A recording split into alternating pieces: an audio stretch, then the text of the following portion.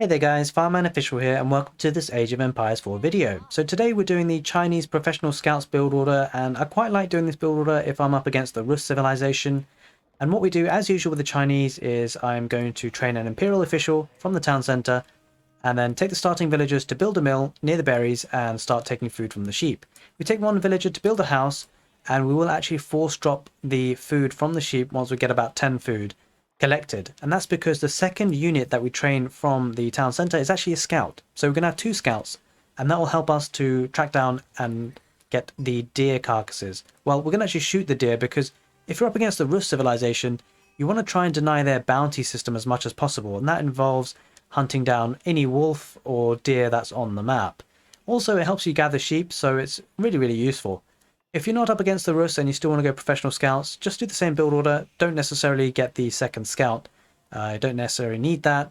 And in terms of target times, if you do get the scout like we have in this situation, you'll get professional scouts by about 5 minutes and 30 seconds, and you'll also have the stable producing more in terms of scouts. But if you don't get the additional scout, you're probably aiming for about 5 minutes and 15 seconds.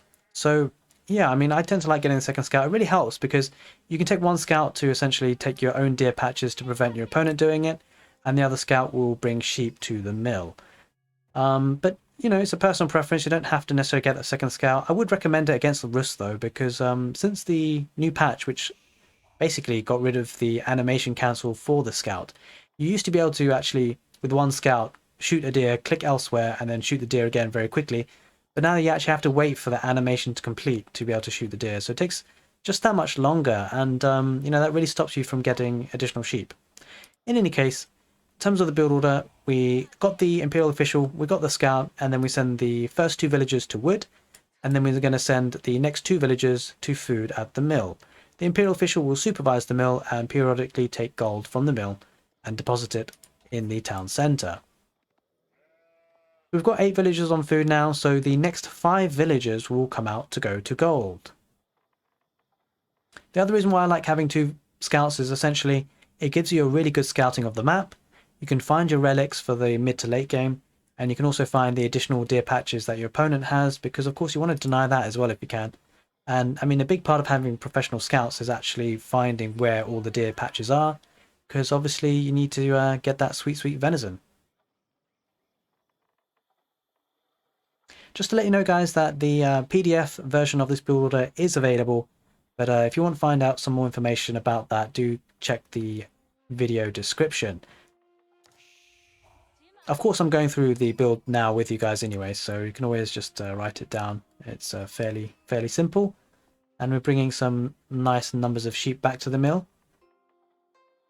Okay, now that we've got 3 villagers on gold, we're going to aim for 5 in total for now. But this is kind of the time you can think about getting up to the next age. And in this scenario, I go for the Barbican of the Sun. I do like that landmark. It offers a lot of protection. And I tend to build it in front of the mill because you have to be wary of something called grand theft of venison. So if your opponent's going for professional scouts as well, just be cautious of when you do bring your deer carcasses, perhaps at the mill, that they may try and steal it right under your nose. And if they're not doing it, then maybe you should try and steal their deer carcasses if they're going professional scouts as well. So the Barbican of the Sun is a very good landmark for protection. It fires a long-ranged hand cannon and adds arrow slits while garrisoned, and it offers vision into stealth forests. So I think really the long-ranged hand cannon is really useful.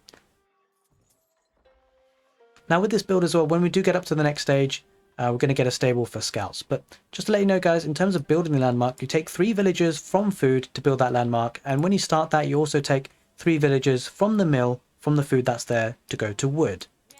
You'll need to build a house on the way.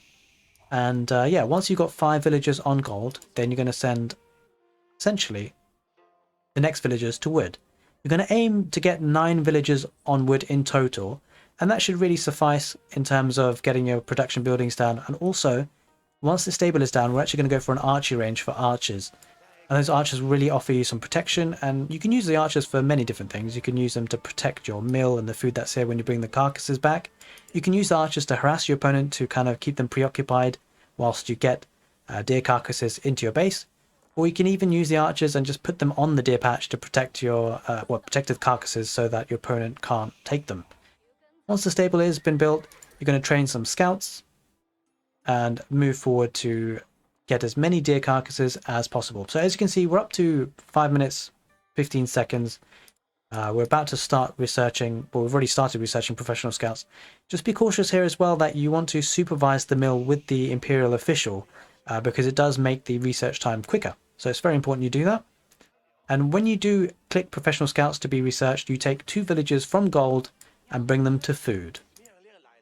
So as you can see, we've got some scouts on the field. They are going to find out the extra deer patches. You can see we can find them here, and we're going to bring these sheep home, I'm sure.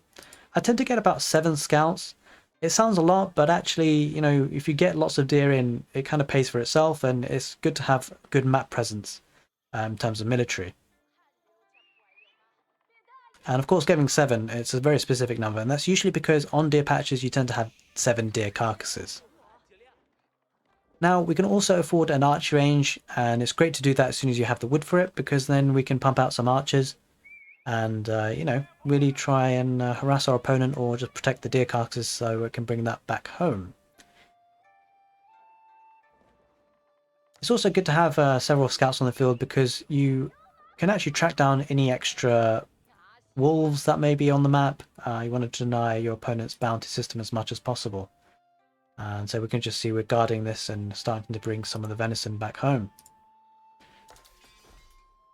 And so, yeah, I mean, there we have it, really. We're starting to produce archers. So we are good on the military front. So I hope you guys enjoyed this build order tutorial. If you did, give the video a thumbs up, and it really helps the channel. And if you like this kind of content and would like to see more of this, do hit the subscribe button, and more importantly, the notification bell. And if you would like to see other build order tutorials, specifically with the Chinese, perhaps look at the Archer Rush build order I have by clicking the right end card screen now. But if you'd like to see the full playlist of build orders I have on the channel, click the left end card screen now. Take care guys, and see you next time.